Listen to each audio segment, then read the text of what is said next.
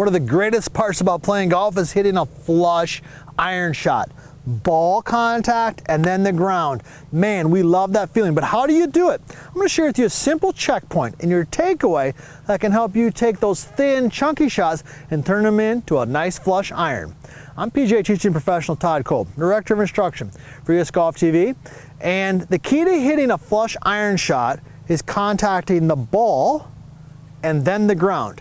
And what a lot of golfers don't understand is that the way that they swing the way that they move in the backswing, the swing direction of the club head greatly influences this. So let's dive right in, let's get going. All right, so here's what you got to understand. First of all, we're talking about the movement of the club head today relative to the movement of the hands. All right, so we're talking about the direction that the hands are moving and the direction that the club head is moving. Now, let me just do a little demonstration for you here to kind of set the stage. So as I make a motion here, I'm just going to swing the club straight back and straight through. Okay, what you'll notice is the club kind of brushes the grass right in the middle of my feet. Everybody kind of see that? All right, okay. If I start to swing the club more in and around, watch the club head, it's going to start going more in and around. Where is the club hitting the ground? It's hitting back and behind there, right? See that? Okay, let's go back to straight club head there. Now if it starts going the opposite direction, it starts hitting in front. So from your vantage point down the line, the difference in that would be this. More this way, okay, versus this way,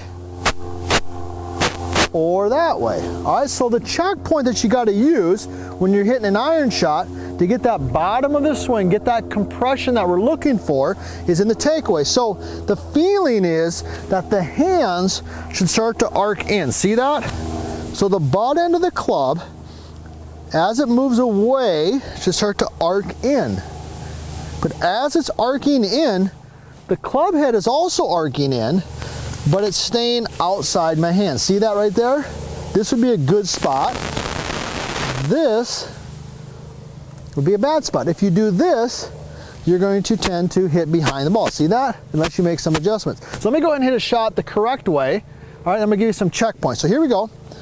Set up, I got my 7-iron. The butt end of the club's gonna arc in, club head's gonna stay out. Flush iron. Ooh, that was really solid. Little divot, all right, ball contact and then divot. And that was set up by that takeaway. So what is the checkpoints? How do I check that? Well, most golfers wear a glove. I got a glove here in my left hand. I like Titleist. I've been an ambassador for Titleist for years. Great company. So I can use the logo right here to help me feel that. Okay, so if I'm set in there, I want the Titleist logo to rotate. You might feel like it even rotates down a little bit. See that? How it rotates there versus that way, okay? When the Titleist rotates towards the sky, that rotates the club and also kicks it behind. So let me go ahead and hit a shot like that. Okay, because this might look like you. You can let me know, leave some stuff in the comments. Be sure to hit that subscribe button as well, because we love growing our following here, and be sure to leave a comment. So here we go, I'm gonna rotate Titleist towards the sky. All right, you can see where it hit the ground. It hit way back and behind it, largely because of that takeaway. So here we go, let's get back in here. My good grip, we got a ton of good videos on grip and things like that in setup.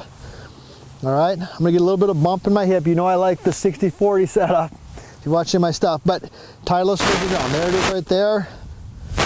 Okay, let's hit a shot.